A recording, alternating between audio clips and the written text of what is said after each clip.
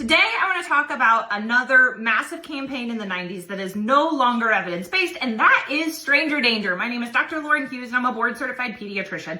And what we actually know from the evidence of doing bad things to kids is it's most likely an adult known to the child and not necessarily a stranger. So instead of teaching children stranger danger, which is just like, hey, don't go up to a stranger if they tell you they have puppies, and instead go the other way, what we talk about and what we teach is identifying strange feelings, things that make you feel uncomfortable, and telling a trusted adult. And then practicing that. You have to practice. So the data shows that what is the best way to keep children safe is by practicing real world examples. So like, I'll give you some things that we have done as a family. We have practiced with our kids dialing 911. We set up a shortcut app on our phone where it FaceTimes, like my kids press it and it FaceTimes my husband, or on his phone they press it and it FaceTimes me. And we have practiced how to tell 911 what our address is. So we practice our address just over and over and over. And then we did phone numbers as a song where we go da da da da da da da da. Duh, duh.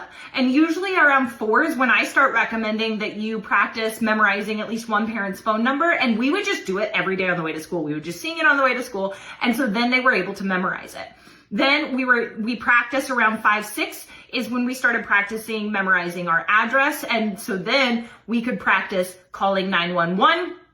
How to access 911, that like we showed them, if you swipe up on a phone and it does put in your passcode that there is an emergency call button. So if you need to do that, if like mom or dad are not responding, something like that.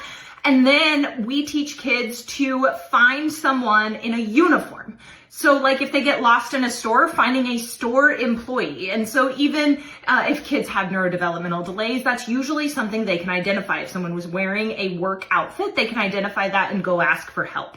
Then we practice. How do you ask for help? How do you say, I can't find my mom? Like, so we go up and we set these situations and we practice them over and over. And that is the best way to help keep your kids safe. Just doing a passive like, hey, don't talk to strangers actually isn't as evidence-based as we thought. Instead, practicing real world adventures, identifying feelings that make them feel uncomfortable, and then being able to tell trusted adults like a teacher or a parent when those events happen.